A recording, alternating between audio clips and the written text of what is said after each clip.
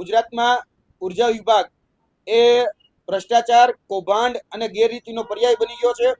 કેમ કે હમણાં જ થોડા સમય પહેલા જામનગરની અંદર જેટકો ના એપ્રેન્ટિસ માટેની ભરતી કરવામાં આવી હતી. તેમાં 35 જેટલા ઉમેદવારો એ ક્યાંક ને ક્યાંક ડમી અને ક્યાંક ને ક્યાંક કહી શકાય કે ખોટી રીતે આ ભરતી અંદર ઘૂસી ગયા હતા. તેને દૂર કરવા માટે એને દૂર કરવામાં પણ આવ્યા, પરંતુ આજ દિન સુધી એમાં 4 મહિનાનો પગાર આપી દેવા છતાંય એ લોકો પાસે તેજી રિકવરી કરવામાં નથી આવી. અને તેની સાથે સાથે જે 4 મહિના જેને નોકરી મોડી મળી તેની સિનિયોરિટીના સવાલ પણ ઊભા થાય છે. અને આજ દિન સુધી આ જે ભરતી કૌભાંડ છે એ ભરતી કૌભાંડની તપાસ પણ નથી થઈ. એ જ રીતે જેટકોની પ્લાન્ટ એટેન્ડન્ટની પોસ્ટ એ ક્યાંય પણ એ સ્ટાફ સેટઅપમાં હતી જ નહીં, છતાં પણ એ પોસ્ટ ખોટી રીતે ઊભી કરી અને આખી ભરતી એમાં કરી નાખવામાં આવી. ટાયર 1 ટાયર 2 પરીક્ષા લઈ લેવામાં આવી, ડોક્યુમેન્ટ વેરિફિકેશન કરાવી નાખવામાં આવ્યા, પરંતુ એમાં પણ તપાસ થઈ નહીં અને આ ભરતી એ રદ કરી નાખવામાં આવી. તે જ રીતે જેટકોની આથી કહી શકાય કે થોડા સમય પહેલા 6 થી 8 મહિના પહેલા ઇલેક્ટ્રિકલ આસિસ્ટન્ટની ભરતી થઈ હતી, તો તેની અંદર પણ 1282 જે ઉમેદવારો હતા તેના પોલ ટેસ્ટ લેવામાં આવ્યા હતા, પરંતુ એ પોલ ટેસ્ટમાં ગડબડી હતી. તો તેમાં પણ આજ દિન સુધી કોઈ તપાસ નથી થઈ. અને આ જે સિલસિલો છે એ સિલસિલો અત્યારે પણ યથાવત છે. આવતીકાલે પીજીવીસીએલ ની અંદર ઇલેક્ટ્રિકલ આસિસ્ટન્ટ એટલે કે હેલ્પરની ભરતી છે. લગભગ જોવા જઈએ તો હજારો વિદ્યાર્થીઓ આ પરીક્ષા આપવાના છે, પરંતુ આ પરીક્ષામાં જેને કહી શકાય કે જવાબદારી સોંપવામાં આવી છે આ પરીક્ષા લેવા માટેની, એ જવાબદાર અધિકારીઓ ક્યાંક ને ક્યાંક પોતાના તાઇફાઓમાં એ વ્યસ્ત છે. અને અત્યારે જુનાગઢની અંદર પીજીવીસીએલ નું કહી શકાય કે તમામ જીબી એન્જિનિયરિંગ એસોસિએશન 27મું ત્રિવાર્ષિક અધિવેશન ચાલુ છે, જેમાં ગુજરાતભરના તમામ એન્જિનિયરો ત્યાં ઉપસ્થિત છે. ડી જેઈ થી લઈ બધા જ એન્જિનિયરો 5000 કરતા વધારે એ લોકો ત્યાં ઉપસ્થિત છે. તો આ ભરતીનું શું, તેની સાથે સાથે અમારું આ માધ્યમથી એક બીજો પણ આક્ષેપ છે. જ્યારે રાજકોટની મીડિયા હાઉસમાં અમે જ્યારે છીએ ત્યારે પીજીવીસીએલ ની વડી કચેરી રાજકોટ ખાતે આવેલી છે, અને જે પીજીવીસીએલ અત્યારે જે કહી શકાય કે જીબી એન્જિનિયરિંગ એસોસિએશન નું 27મું ત્રિવાર્ષિક એસોસિએશન જ્યાં મળ્યું છે, તેમાં અધિવેશનની અંદર જે લાઈન નાખવામાં આવી છે એ 11 કેવીની લાઈન નાખવામાં આવી છે. તમે જોઈ શકો છો કે 11 કેવીની 2 લાઈન નાખવામાં આવી છે, જેમાં 2 ફીડરનો ઉપયોગ કરવામાં આવ્યો છે, રાજમોતી ફીડર અને એકલવ્ય ફીડર. આ એનો પુરાવો છે. હવે સામાન્ય નાગરિક, સામાન્ય ખેડૂત ને જો પોતાના વિસ્તારમાં એક ટીસી નાખવું હોય, એક લાઈન નાખવી હોય, તો હજારો પ્રકારના કાગળિયા કરવામાં આવે છે. એની મંજૂરી માટે 6 8 મહિના સુધી લબડાવવામાં આવે છે. તો આ કાર્યક્રમ માટે આ તો ખાનગી યુનિયન છે, તો આ ખાનગી યુનિયનના કાર્યક્રમને એ કઈ રીતે સીધી મંજૂરી મળી જાય છે? અને 2 ફીડરનો પાવર, 2 વીજ જોડાણનો પાવર એ એક જ જગ્યાએ ટેમ્પરરી વીજ જોડાણ આપવામાં આવ્યું છે, તો એક જ જગ્યાએ કઈ રીતે આપવામાં આવ્યો, કોની રહેમરાએ આપવામાં આવ્યો? તેની સાથે સાથે ગુજરાતની અંદર સ્ટાફની ખૂબ અછત છે. ત્યારે આ માનવ કલાકો જે છે એ માનવ કલાકો ક્યાંક ને ક્યાંક વેડફાઈ રહ્યા છે. અને અત્યારે પણ જે જાહેર જનતાના જે સેવકો છે એ જાહેર જનતાના સેવકો એ પોતાના ક્યાંક ને ક્યાંક ખાનગી યુનિયનના તાઇફાઓમાં વ્યસ્ત છે. અને વર્તમાનમાં જેને ખરેખર જાહેર જનતાના હિત માટે કાર્ય કરવાનું છે, જેમાં જે ગાડીઓ આપવામાં આવે છે, જે સરકારી ગાડીઓ છે, એ સરકારી ગાડીઓનો ઉપયોગ પણ આ તાઇફાઓની અંદર સરકારી ખર્ચે એ ઉધારવામાં આવે છે. તમે જોઈ શકો છો કે આ જે સરકારી ગાડીઓ છે એ સરકારી ગાડીઓનો ઉપયોગ આ જે ખાનગી યુનિયનનો કાર્યક્રમ છે, કોઈ સરકારી કાર્યક્રમ નથી. લગભગ આ જે યુનિયનનો કાર્યક્રમ છે એમાં 3000 કરતા વધારે ગાડીઓ આખા ગુજરાતમાંથી એ આવી છે. અને આનો હિસાબ શું એ સરકારી ખર્ચે સરકારી ચોપડે ઉતારવાનો છે? અને આ જે ગાડીઓ છે એ ટેક્સના પૈસામાંથી, ટેક્સ પેરના પૈસામાંથી આના ડીઝલના કે આના ઘસારાના કે આના બીજા બધા પૈસા ઉધારવામાં આવતા હોય છે.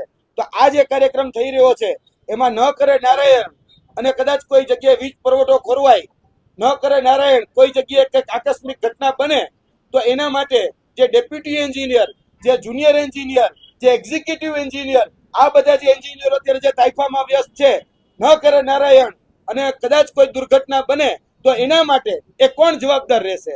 તેની સાથે સાથે આ જે બાબતો છે એ બાબતોમાં હમણાં જ આજથી 3 દિવસ પહેલા જ 24/12/2025 ના રોજ એક સર્ક્યુલર જીબી માંથી પાસ કરવામાં આવ્યો છે, જે સર્ક્યુલર એવું કહે છે કે કોઈ પણ કર્મચારી એન્જિનિયર હોય કે ડેપ્યુટી એન્જિનિયર કે એક્ઝિક્યુટિવ એન્જિનિયર એને પોતાનું હેડ ક્વાર્ટર છોડવું નહીં. આ પરિપત્ર તમે જોઈ શકો છો, સ્પષ્ટ રીતે કહે છે. અને કંટ્રોલિંગ ઓફિસરને જાણ કરવી, એની મંજૂરી લેવી એ ફરજિયાત છે. અને આમાં હેડક્વાર્ટર છોડવાની સખત અને કડક રીતે મનાઈ કરવામાં આવી છે. તો અત્યારે જે 5000 કરતા વધારે જે એન્જિનિયરો ભેગા થયા છે, તો એને શું એ મંજૂરી લીધેલી છે?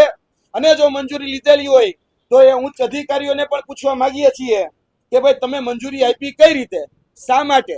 કેમ કે આ જે સેવા છે એ આવશ્યક સેવાઓની અંદર આવે છે. જો આવશ્યક સેવાઓની અંદર આ બધી ફરજો આવતી હોય તો જે ઉપરના જે અધિકારીઓ છે, એસી છે, એમડી છે, એ એમડીએ જ્યારે કહી શકાય કે સોશિયલ મીડિયા હોય, ઇલેક્ટ્રોનિક મીડિયા હોય, પ્રિન્ટ મીડિયા હોય, આ તમામ જગ્યાએ આ બ્રોશર જે લોકો આવવાના છે, જે લોકોના કાર્યક્રમ છે, એ બધી જ જગ્યાએ જો વાયરલ હોય તો ઉપલા અધિકારીઓ, junior engineer, deputy engineer, executive engineer એ બધા વગર એ ક્યારેય આ કહી શકાય કે આગળની જે પીજીવીસીએલ, યુજીવીસીએલ, ડીજીવીસીએલ, એમજીવીસીએલ ની કાર્યપ્રણાલી ચાલી શકે નહીં. અને આ મેં તમને કીધું એમ કે આવશ્યક સેવાઓની અંદર આવે છે, તો શા માટે એને રોકવામાં ન આવ્યા? શું એની પણ મિલીભગત છે? અમે આ માધ્યમથી એમને પણ પ્રશ્ન કરી રહ્યા છીએ. અને તેની સાથે સાથે જે મેં તમને કીધું એમ કે જે વાહનો છે એ સરકારી ઉપયોગ કરવામાં આવ્યા છે. હવે જે કરવા જોવા જઈએ તો ખાનગી કાર્યક્રમ છે, યુનિયનનો કાર્યક્રમ છે. શા માટે ભાઈ ખાનગી કહી શકાય કે સરકારી એ વાહનોનો ઉપયોગ કરવામાં આવે છે અને ટીએબી, ડીએબી બધું ઉધારવામાં આવશે? તો ભાઈ આ સામાન્ય જનતાના ટેક્સના પૈસે શા માટે ભાઈ યુનિયન વાળા એ તાઇફાઓ કરે છે? અને મહત્વની વાત એ કે આવતીકાલે ઇલેક્ટ્રિકલ આસિસ્ટન્ટની પરીક્ષા છે. અમારી પાસે એવી બાતમી છે કે આ પરીક્ષાની અંદર ગેરરીતિ થવાની છે. હવે આ પરીક્ષાની અંદર જો માની લો કે જે રીતે જેટકોમાં 35 જેટલા જે કહી શકાય કે એપ્રેન્ટિસશીપ લાઇનમેનના જે ઉમેદવારો હતા, જેને ખોટી રીતે ગેરરીતિથી માર્ક વધારી અને ક્યાંક ને ક્યાંક ડમી લોકો ઉભા કરી અને કૌભાંડ અને ભ્રષ્ટાચાર કરી 2 લાખ રૂપિયાના વહીવટ થયા છે, એ રીતે જો ખોટી રીતે લગાડવામાં આવ્યા હોય તો આની અંદર નહીં થાય એની જવાબદારી કોણ લેશે? એટલે આવતીકાલે ખૂબ મહત્વની પરીક્ષા છે. રાજકોટ વર્તુળની પરીક્ષા છે, પીજીવીસીએલ ઇલેક્ટ્રિકલ આસિસ્ટન્ટ હેલ્પરની પરીક્ષા છે. જો આની અંદર કૌભાંડ થશે, આની અંદર ક્યાંક ને ક્યાંક ભ્રષ્ટાચાર થશે, ક્યાંક ને ક્યાંક કોઈ ગેરરીતિ થશે, તો જે જવાબદાર અધિકારીઓ છે એ જવાબદાર અધિકારીઓ જે અત્યારે પિકનિક મનાવી રહ્યા છે, તો અમે પરીક્ષા મહત્વની છે કે આ અધિકારીઓ માટે એ પિકનિક મહત્વની છે એ અમે પૂછવા માંગીએ છીએ. રાખવામાં આવી છે એ લાઈન અમે જે રીતે જાણકારી છે એ પ્રમાણે 2 કિલોમીટરની 11 કેવીની લાઈન નાખવામાં આવી છે. 11 કેવીની અંડરગ્રાઉન્ડ ને અપર એ કેબલો છે. અમારી પાસે વિઝ્યુઅલ છે, અમારી પાસે વિડીયો રેકોર્ડિંગ છે. લગભગ જોવા જાય તો 18 થી 20 જેટલા થાંભલાનો ઉપયોગ કરવામાં આવ્યા છે. હવે આટલી લગભગ હું માનું છું એનું એસ્ટિમેટ છે ને એ લગભગ 2 કરોડ રૂપિયા ઉપરનું થઈ જાય. તો સામાન્ય નાગરિક આજે કલે વીજ જોડાણ લેવા જાય કે કઈ કરવા જાય તો એની પાસે ડિપોઝિટ ભરવામાં આવે છે.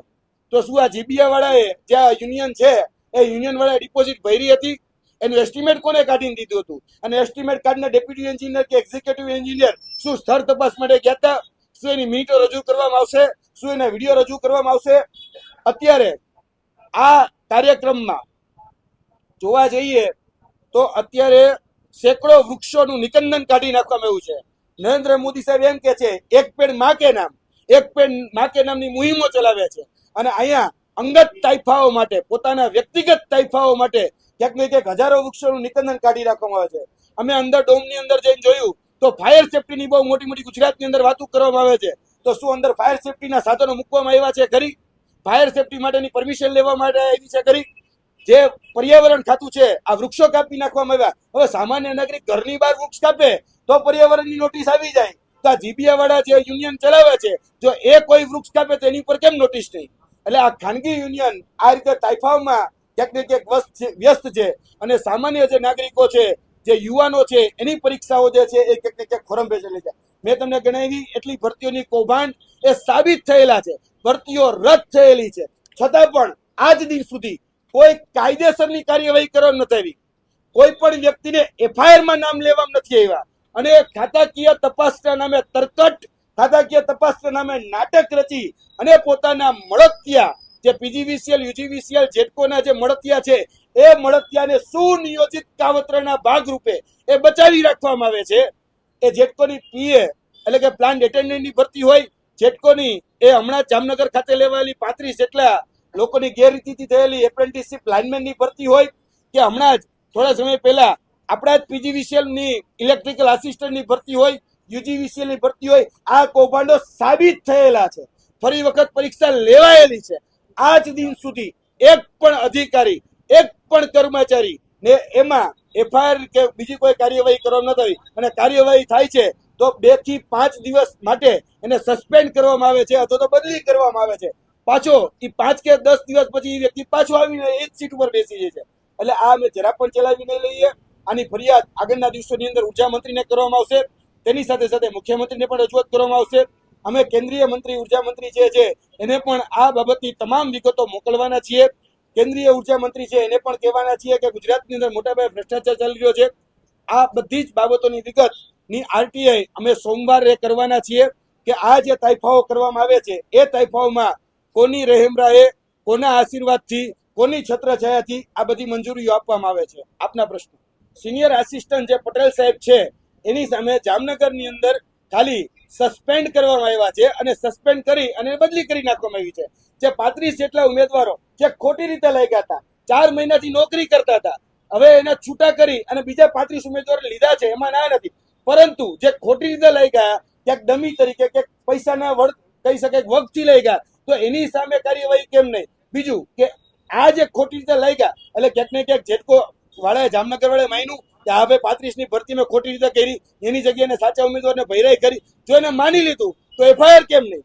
કાયદેસર કાર્યવાહી કેમ નહીં? કારણ કે જેટકોની અંદર જે આ ભરતી થઈ એ ભરતીની અંદર આ તો 35 સામે આવ્યા છે.